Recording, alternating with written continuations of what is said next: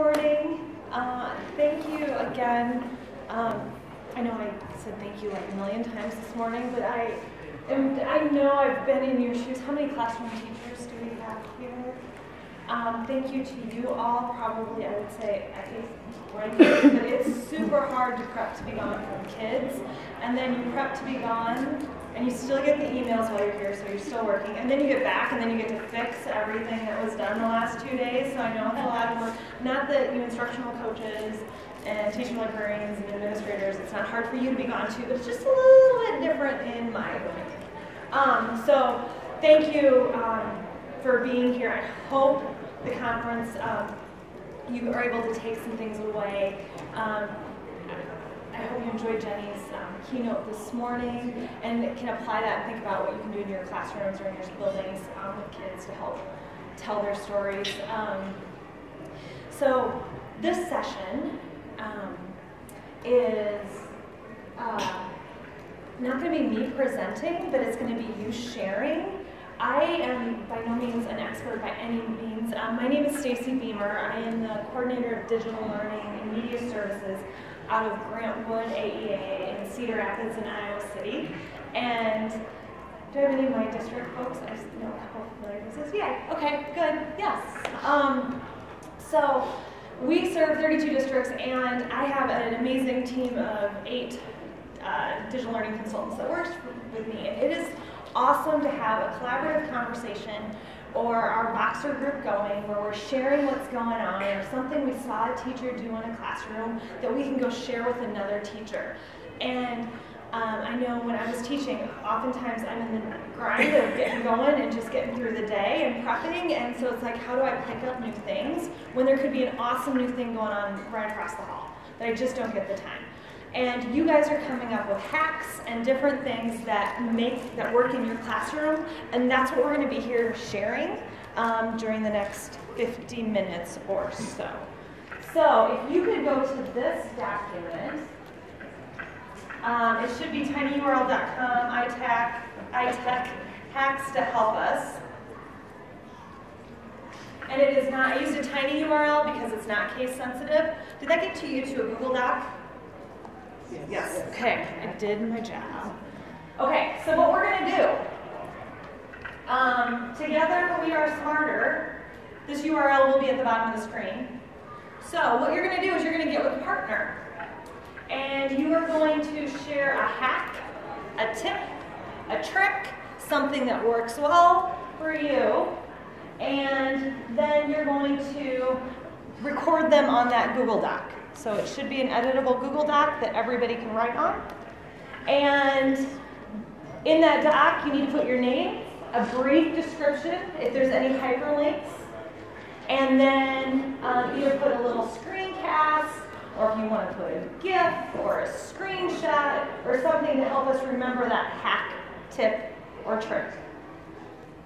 So you're going to get with a partner, you're going to come up with a hack, talk amongst each other, figure out if you want to share 1 or 2, or if it leads into some good conversation, then you're going to add that hack to the document.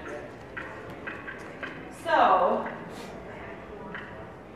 because I'm going to model what I would like you to do, my hack, tip, trick, tool that I could not live without is Screencastify. Mm-hmm. How many Screencastify people are we? Yeah. So if you don't know it, I love it. It's easy for kids. It's easy for teachers to get going. It is on the document already. It's just a little Chrome extension that you click on once you install it. And it records your window or your entire screen. So, or you can do your webcam. And I could embed my webcam in the corner if I want. I'm not going to because that's silly. I'm going to hit record. I'm going to just do my entire screen. Share. 3, 2, 1. Screencastify has come up with some updates recently. So down in the bottom, just know that you have tools. So one of the things you can do is have your mouse. So it's able to track your mouse, put circles on it. You can write on your screen if you need to annotate. You can add a timer and a clock if you want to see the recording. So it's just that easy. Now I've recorded my screen with my voice. I can pause if I need to. I can stop sharing. And the beautiful thing about Screencastify has come up with some updates recently. So down in the bottom, just note. Okay, so it's easier when I don't have two audio things, and I can just pause it right away. The nice thing about Screencastify then is it immediately saves that audio track to your Google Drive, so you have that link to share. So if you want to do a quick screencast showing your tip, trick, or hack, you can do that. And then just give us the link to your Google Drive that file has in Google Drive. You can also share it to Classroom if you have any Google Classroom users. And you can also put it up to YouTube if you would like to as well. One tip I have when I use Screencastify is that it automatically makes a Screencastify folder in Google Drive. This is my sign language for folder, by the way. I do this all the time.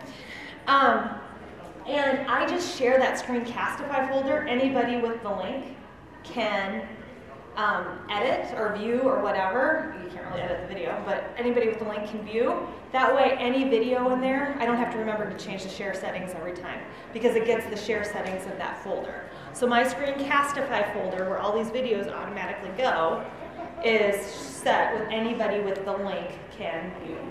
So just a little tip.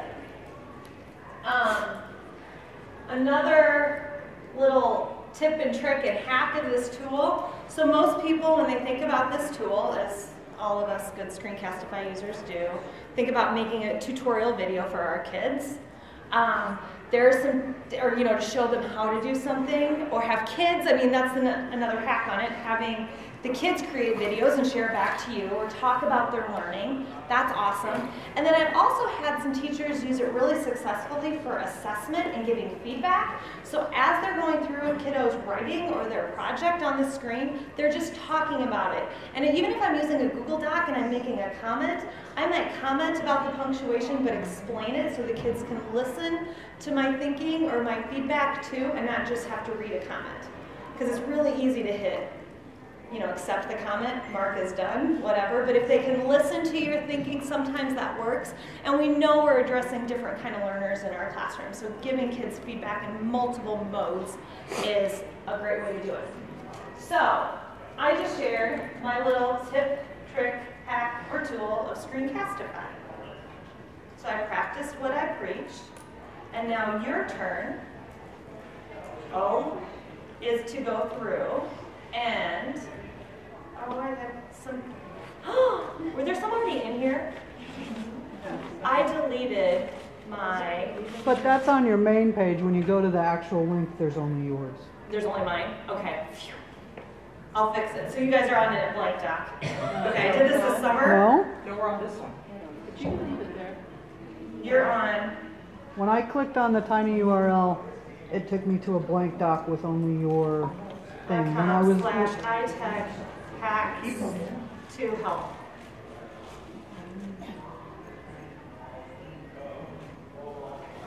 Thanks, Aaron. Hacks to help us. Yeah.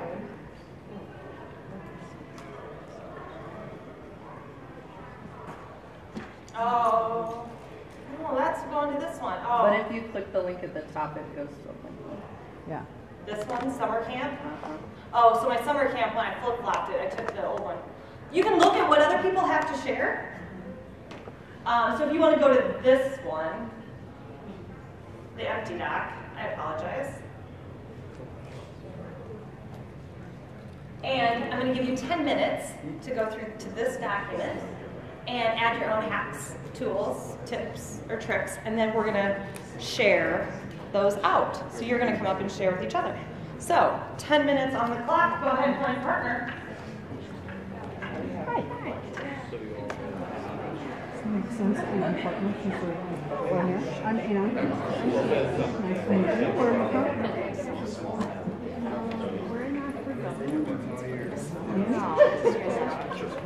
I have really stacks. Well, you click on one, No. you can just like it's Yeah. Oh, okay.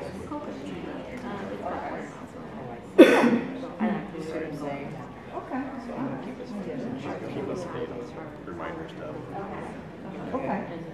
It's pretty I'll be write it up. Already written up. Yeah, I have everything myself. Yeah, I'm more exposed to it.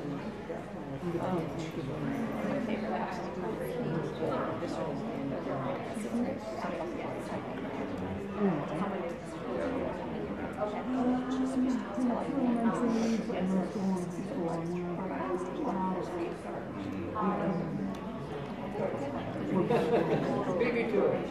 That's but I'm always Okay, we have one elementary class.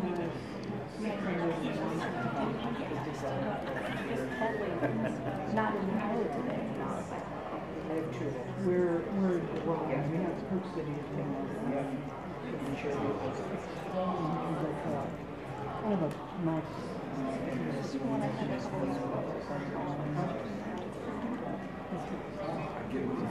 One thing we use One with a small and then that's why I have split screen and the students speak very fast. So when I talk, when I lecture, I have the translator. But if you just get back up like this, I play. Do you have any issues? It's pretty close. Because I And sometimes they'll give you back a little bit more. So yeah, that's not. I'm constantly having them kids. I was aware of it. Right after I offered it up. Like you guys are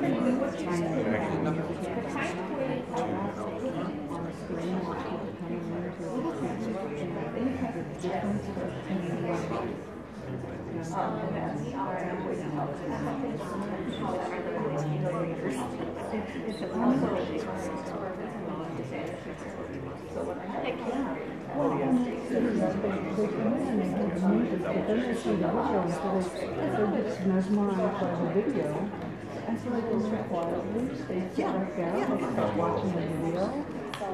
Or they use different terminology. That would be its own issue because she does something else with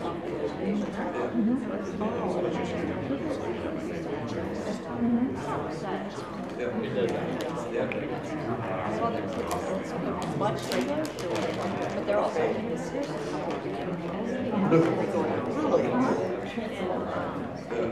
small group.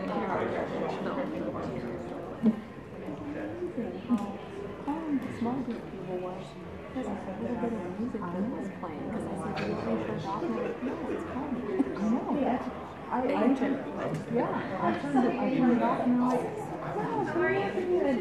I'm like, really? It's just Monday. Oh, yeah. The one I found that I like the most is only music for kids. I might have this. I mean, I use it with TK kids, 350, and I use it with all of them, and it works for all of them. Yeah, even the fifth graders. That's what they really want to love.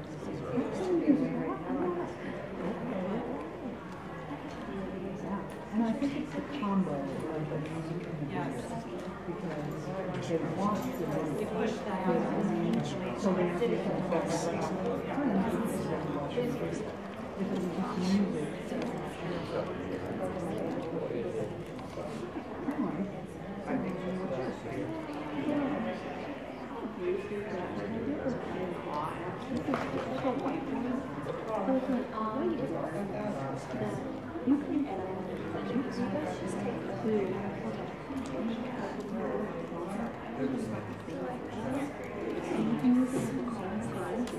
So I tried to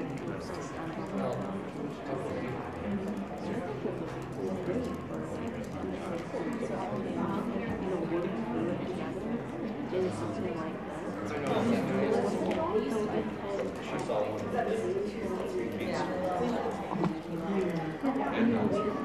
even the free versions are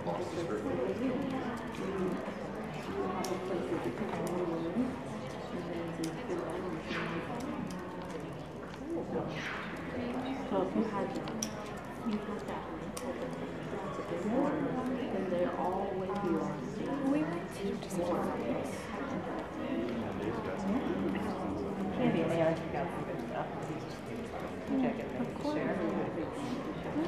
Okay, good. Oh, I just told her I said mine is not even really that. Something I just started doing this year.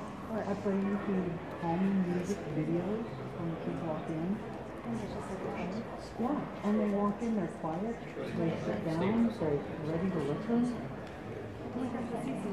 Tell me about it. I'm like, Where was this 10 years ago? Yeah. And there's a channel, calming music for kids, and it's got You don't have to worry about copyright or anything. no, and it's got the video aspect to it, and it's like brooks running on a pool through a field. Does it bother any kids? I have not had anybody complain. Because you're like, there's some people that just can't listen to music. Yeah, but it's just it's instrumental, and I don't play it loud, because that's one thing I found, the louder you play it, then they try and get it up. But if you keep it low, they don't do that. Just kind of like, the voice trick we Yeah, do. exactly. Yeah, and I'm like, calming music for kids. Yeah, and it's a YouTube channel that's got just nice melodic instrumental music and video, sort of, like bubbles coming through. I feel like that white noise thing. Yeah.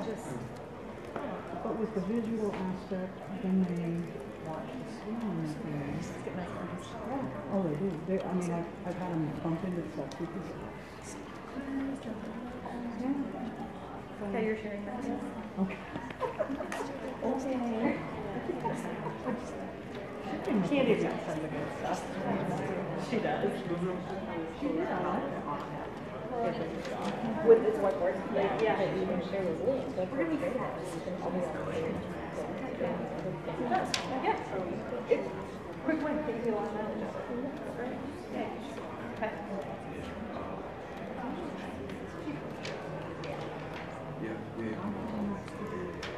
Okay.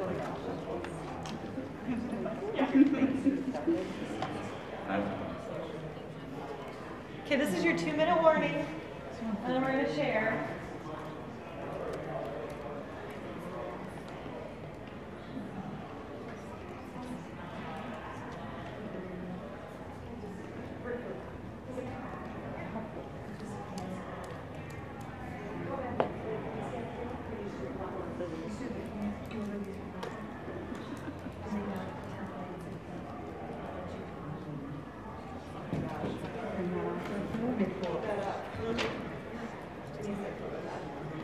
You got yours in mind?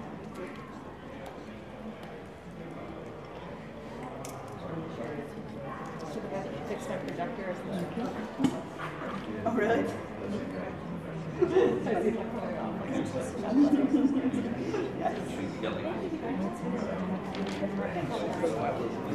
Relax. Yeah. And it's funny that.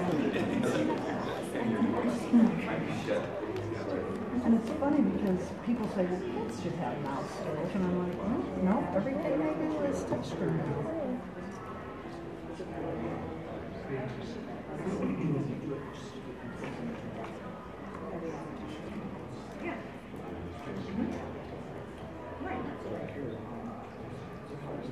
Yeah.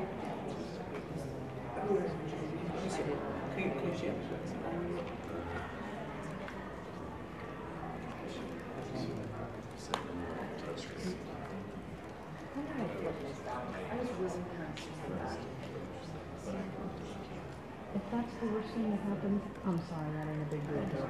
And people like seeing the other half, so don't worry. Right, I know. Oh, I wanted to put it on there to share it with it. I'm doing it. But the summer one when we did it, somebody's like, how to get out grass stain. Because we. I saw that. Yeah, you were with us.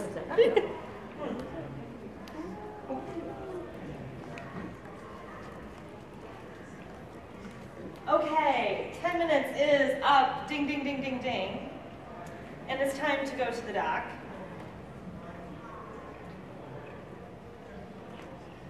Oh, look at this. Does anybody want to share? Like, ooh, otherwise I'm just going to start calling on people and asking them to share. And I'm not mic'd right now. Can you guys hear me okay? Okay. So I think we have a small enough group. All right, anybody want to share, like, hey, this is kind of cool? Thanks, Allie. And if you want to come up and demo or show or anything, then I'll find yours. I follow Tony Vincent, and he has created this program called Shapegrams, and it helps kids learn how to draw. And I didn't realize this, and I've been using Google Draw for years, but if you're going to put a circle in, you know how it's annoying, you have to always like resize it to make it a circle again? If you hold the shift key down when you go to resize it, or when you go to put it on the screen, it stays a perfect circle. So holding the shift key will keep it a circle so you're not, oh, so that would have been very helpful when I was doing the images of the board and cropping it because I was resizing the circles. And that tidbit is found in Shapegrams number 2, the face. You get the first 3 free, and then I've subscribed for $35, and he's going to do 1 a week. And my own kids love doing this, and I have a classroom that I'm going to be sharing this with, a science class actually, when they draw diagrams. Oh, so your diagram, and I can see that being helpful like flow charts and as your story mapping or a bunch of different applications. Yeah. So it seemed elementary, but actually I'm 42 years old and I learned something I didn't know. So I recommend even everyone here check it out. Okay. Shapegrams, and Tony Vincent is learning in hand on Twitter or Instagram. If you do not follow Tony, he is amazing. He went back to the classroom a year and a half ago, so now he's back teaching, I believe, 4th or 5th grade in Council Bluffs. So if you're anybody from Council Bluffs, am I right? Like 4th or 5th grade, do you guys know? 5th grade. 5th grade. Thanks, Julie. Okay. I'm going to highlight these as we share. If I can figure out where the highlight key is. There's that paint bucket.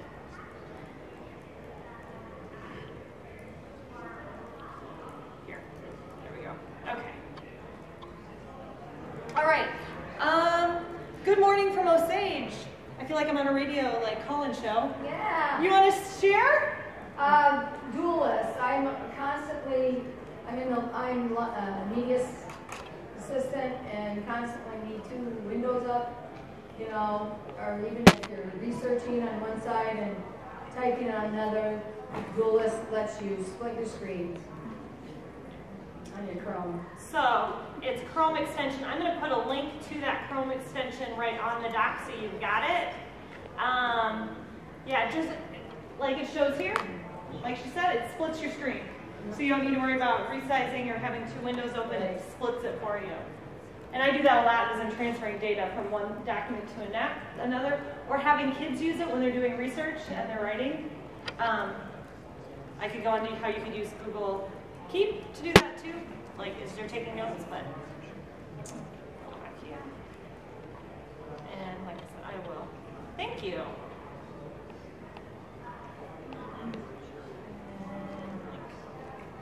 Okay. Lee Cahill. Is it Leah or Lee? Leah. Leah, thanks. You want to share? PDF friendly.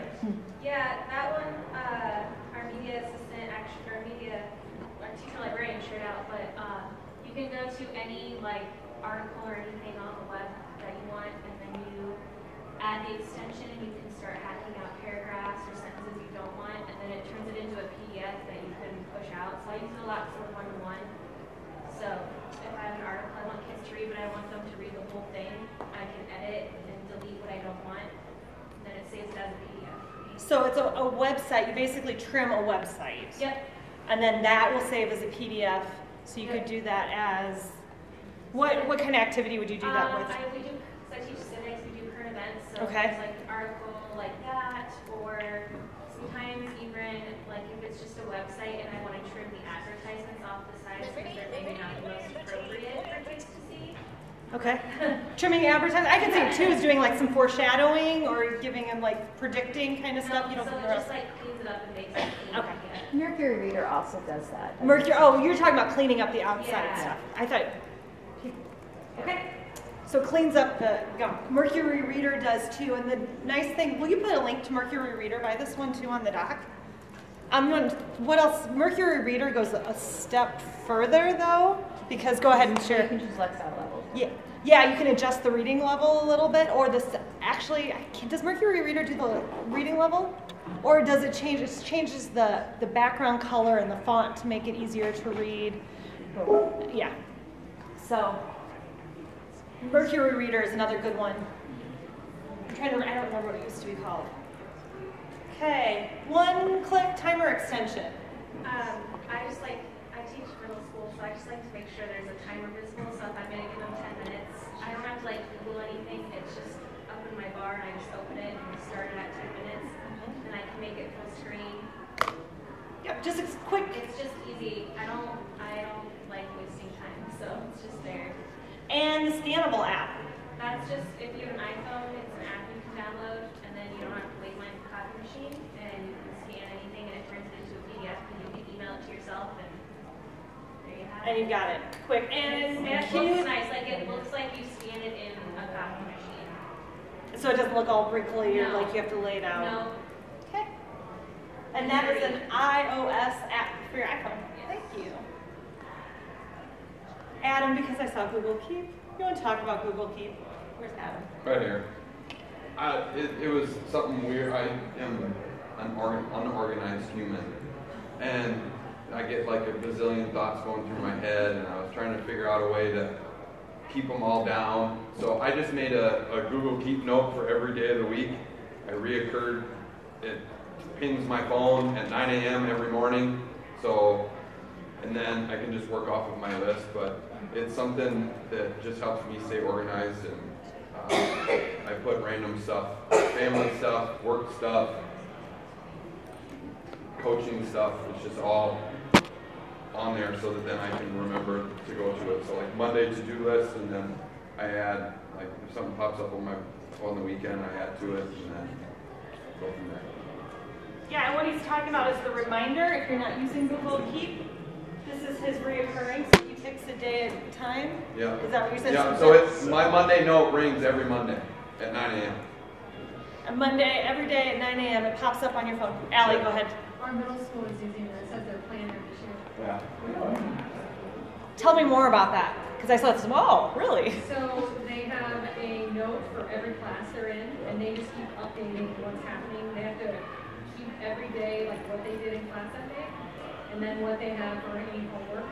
And then the parents have access to the Keep as well. They share it with their parents, like the notes with their parents. So that's what the notes go on. And it's a nice tracking list because you can cross things out, so you still see what was done. Yeah. I've done it with kids before. Like I make a list for the kids and share the note with them, and then they can cross off as they get done. So 2 ways: kids can keep it for themselves, or you as a teacher. And then what a great way for like elementary. I mean, even some of the older kids too. But if you want to scaffold, like if you're thinking about even like the writing process, these are the steps you need to go through. This is what you need to do to finish this project or work on things. That's awesome. Also, one of the things, just remember that Google Keep. I love Google Keep probably as much, if not more, than Heather Callahan, who's here. But one of the things that I love about Google Keep now, too, that makes it pretty slick, and I'm guessing most of you know this, but remember on the sidebar, your Google Keep notes are here, so as you're writing, so if kids are taking notes or have to remember, if a teacher's given them a checklist of things that they need to do, it can come into their Google Doc. This is also for you professionally, or maybe some kids too, that little sidebar is in your email and on your calendar. So I have a colleague who does a really good job of keeping her notes. Like as she has her to-do list or she sees something in an email she needs to do, she quick opens up that sidebar and adds it to her to-do list. This is obviously my personal one. Yeah, my shopping list and my dog needs medicine. Just another Google Keep hack. Do you guys know that it will OCR or take text from an image and turn it to type on a Google Keep note from a picture? So thinking about, this is my little Google Keep hack.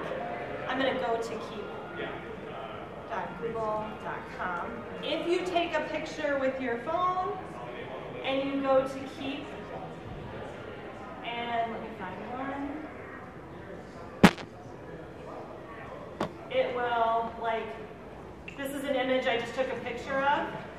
I can go click on those 3 little dots, and I can say grab image text, and it will pull the image text right below. Now this is a funky visual, but it lifts the text from an image. So thinking about kiddos that type a little bit slower, or if you want to pull some text from a book, you could take a picture of that paragraph, put it into Google Keep, grab image text. Are you following me so far? Mm-hmm. Picture the book, grab image text, there's the long text, pull down in your Keep note, and then if you open a Google Doc, I can just pull that text in, so I don't have to retype it. And for some of the littles, typing, or even some of my 5th graders, typing is poke my eyeballs out kind of thing, especially if they have to retype something. So this is a nice little hack, grab image text. Okay, I'm off my Google Keep. Tangent. Thanks, Adam. Alyssa, bring up an on-screen emoji keyboard. Tell me about it. Yeah, it's just fun. I learned about it at a conference this summer. I feel like sometimes when, like on your phone, you know, emojis come up super easy, but on the computer, they don't. And this session I went to this summer was all about like how kids think emojis are super cool, and it just draws, like the visual draws attention. But it's hard to get to on your computer. So there's actually like just the shortcut, the Command Control Space, and it brings up the whole keyboard, and you can just drag in and you can search the emojis for whatever you want. I did not know there was the PC shortcut too. Yeah, I think that's new. I haven't tried it on a PC, but... Has anybody tried that on a PC? Any PC users in the room right now trying it? See if there's that hack to bring up the emoji keyboard. Eric Kurtz, I can put his, or if anybody else wants to add his handle on Twitter. He does the blog post Control-Alt-Achieve.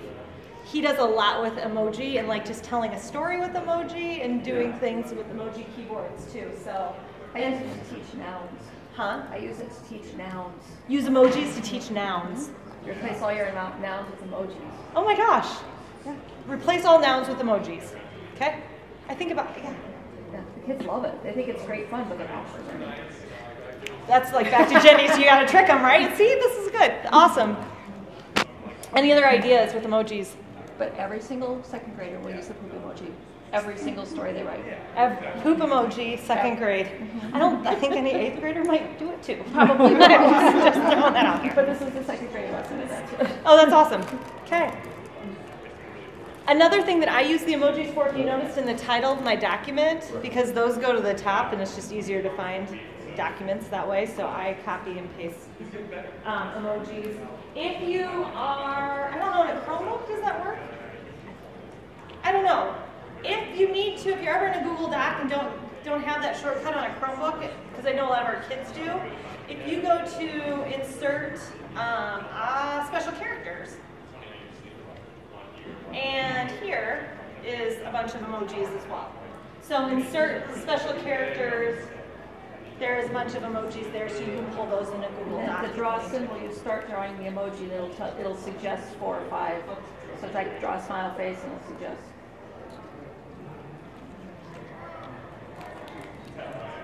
Come on. Yeah.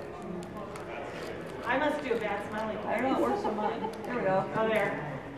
It's a crown. Okay. Moving right along. It theoretically works.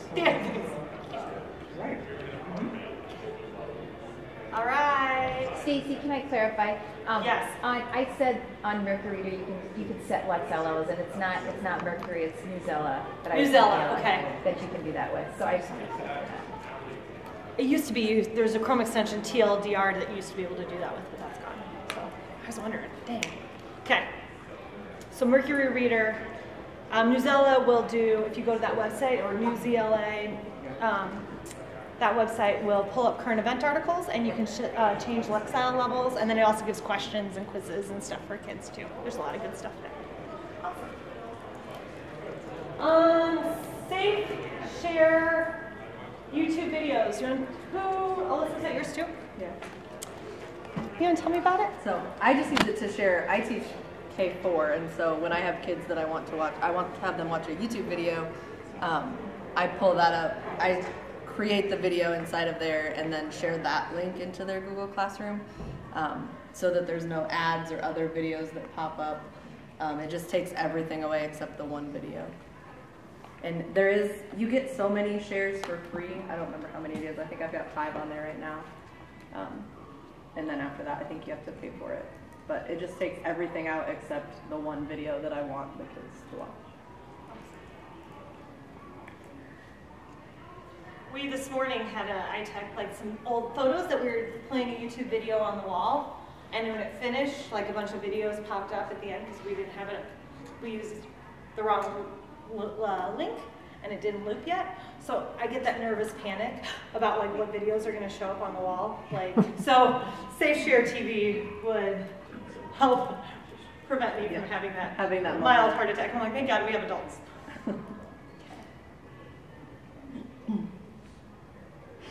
Nick, scheduled send in Gmail. Yeah. Yeah. You gonna tell about it? This is. I used this morning. I had an email go out. Talk about it, please. I have to send out some reminders on a weekly basis, and rather than finding time to send it out, I just do them all at once and schedule the send. That way it hits their inbox when they'll read it instead of whenever I find time to send it too early or too late. Yeah, this was a feature that was requested, and I don't even know if it was ever a lab, but there used to be add-ons that would do this, and so Google added this in the last 6 months, I think. Yeah, so if you can compose your email, and then there's a button that sometimes you don't see it right away, but right down here there's a little arrow, and if you click on that, that'll enable you to schedule the send. So I had an email that I needed to send out to one of my districts this morning. I knew I was going to be gone, but I didn't want to send it on Friday afternoon at 3 o'clock because I know that curriculum director wasn't going to look at it. So I scheduled a send to go out this morning at 8. And if you schedule an email to send, it will automatically create a label over here so you can find them. So if I go, oh crap, she already replied, I don't need to send that email out Monday morning, I can go find it and pull it. So it's not like once you schedule it, it's out of sight, out of It's mind. like a draft, kind of. Yeah. And you can change it and reschedule it. Yep. We did that as a management team. We were giving people new assignments and shifting people's roles for the year, and we wanted everybody to get it at the same time. So we all composed the email and scheduled the send to go out at 3 o'clock on Thursday afternoon. So nice little tool, especially if you know you're going to be gone. Thanks. Little things that, is that new for anybody, the scheduled send? It's okay if it is. I'm going to do, that's actually my What's New session tomorrow, and usually people don't know that yet. Thanks.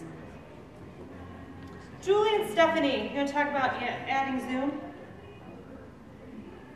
We are avid Zoom users. We are always scheduling conferences with people, and this came to light maybe within the last month or so, and it totally made my day like light bulb on.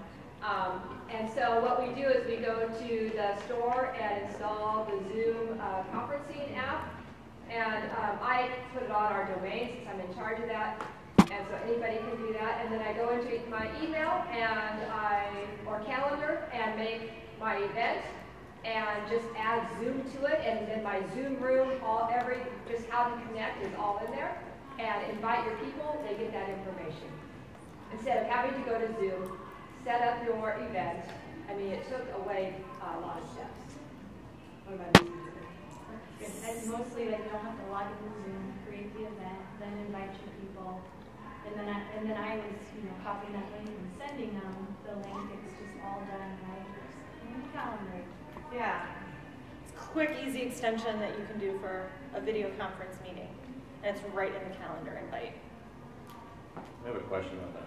Yeah. Is there a best way to edit it after the fact? The same way you edit any Just calendar through the invite. calendar? Yeah. Okay. I think I'm trying to edit it from Zoom, and it just indicates the I've done calendar. both, so I've actually logged back into Zoom and edited it as well, but you can do it from the calendar. I have not opened the Zoom app in like 2 years because I just used the extension. It was, yeah, it's a lifesaver for time. Tana? Tana? Mm-hmm. That's okay. I answered almost anything close. Okay. You get used to it. So I have a student who's new who speaks very little English, but we're trying to keep the rigor up. Okay. And so we're doing a lot of translating as we teach in regular classroom. We're doing a lot of translating. Obviously in ELL he's learning English, but so I have 2 screens open, or 2 Google Chromes open at the same time, and we're Chromecasting. And so the bottom screen is Google Translate, and I just have the microphone on, so it translates as I talk. Oh. And then the top half, I'm teaching technology, so he can see the website, he can see what we're doing, and it's telling what I'm telling the kids. So is it on just his computer? No, it's on the Chromecast, it's on the screen. So the whole class can see what I'm saying, and the whole class can see the translation. Can see the translation. But he can follow along, and he gives me a thumbs up or a thumbs down if he's not getting it or translates something funny. But for the most part, because that way he can see the translate and see what I'm doing, what I'm showing them on, the lesson. Right. And we tried putting just Google Translate on his computer, and first of all, it's a microphone issue. Right. But second of all, then he's not watching what I'm doing on the screen that I'm showing. Because he's looking here. He's looking here instead of looking up there and seeing what I'm clicking on and how I'm doing things. So you're screen sharing, and then you have Translate also on the screen. Yeah, so I have it open as a separate window. Can you screenshot what you yeah, have just a your second. screen? I'll show you. I have tons of tabs open. So And it's, we could be friends. We would be really good friends. That's one of the things, like with, one of the questions that we asked Google last year, Google's here doing some accessibility sessions, so way cool as we're thinking about adjusting. But you guys know that the closed caption, I just clicked on the CC, so the closed caption will go across the bottom of the screen on a slide deck. One of the questions we asked was, could that be a translate? And would they work on doing that in a different language? It's in the hopper.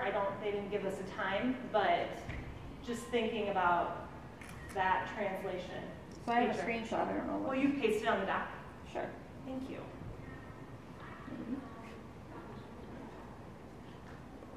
So I'm going to shut that closed caption, but that closed caption stuff is pretty good. Okay, so. Right there.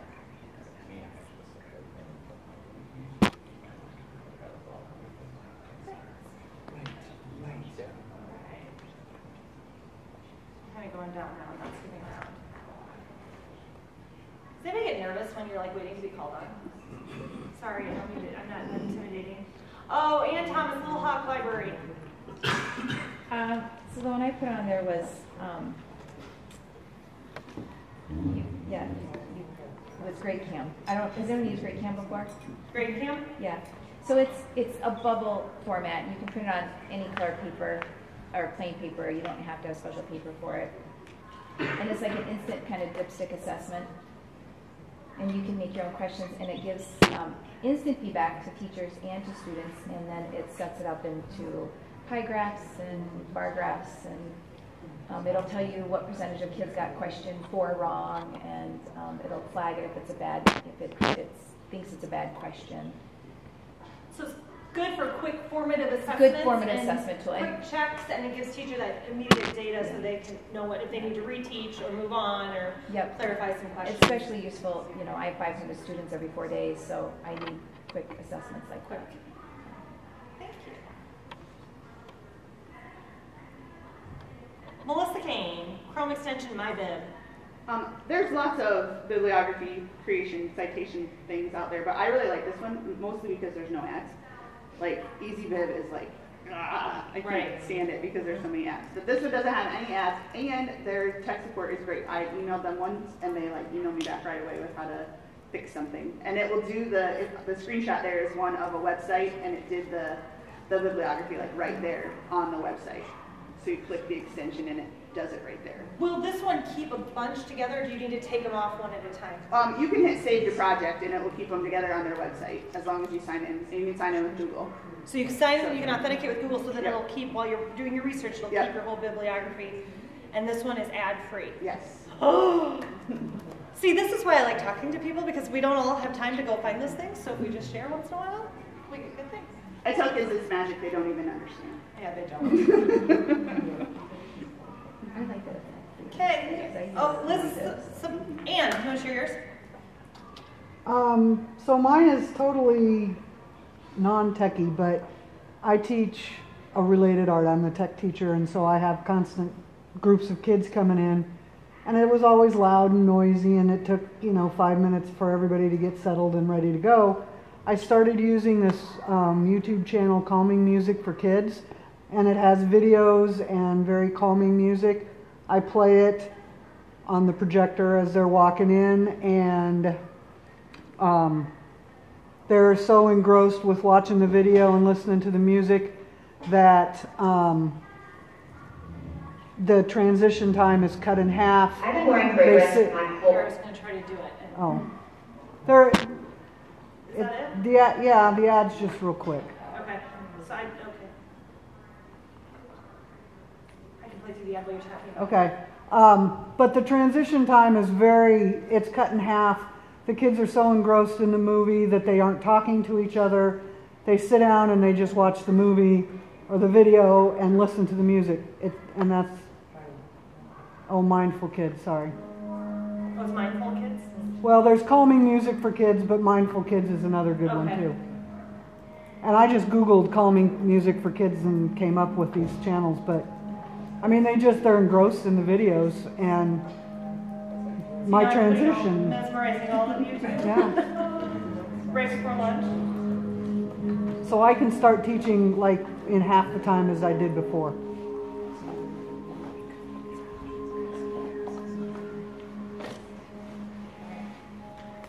We have time for one more share out. Again, is anybody itching to share? Stacey, we have another one that Stephanie showed me. Okay, Stephanie, what is it? Grammarly.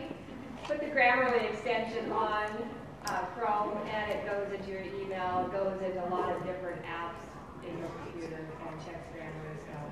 Yeah, so Grammarly Chrome extension will check in other apps your punctuation, grammar check, spell check, and suggest things. It will also, in your email, it's beta right now, it will tell you about the tone of your email. I don't know if anybody's seen this. I noticed this the last couple weeks, and I was writing one of those emails that I have to write and delete and then write again nicer. And I'm not the only one that has done that, right? No. Okay. But it will tell you when you write, like the tone of your email. So, hi everyone. This is great. See down here? Oh, I'm writing pretty confidently. So it will tell me that, or if I'm being a little, I don't know what's the negative. Appreciative, I kind of get that because I use thank you, have a nice day all the time. So it will give you emoji and tell you the tone of your writing in the email, which is kind of funny. Stacey, what do you click on? It's the Grammarly extension is installed. And I don't even think I'm logged in yet, but it shows up in my email, in Gmail. Okay. All right. Well, thank you so much. Enjoy lunch downstairs. If the rest of the hacks, I appreciate everybody that shared and contributed to the doc. You can refer back to that doc later. Have a great conference. Thanks so much.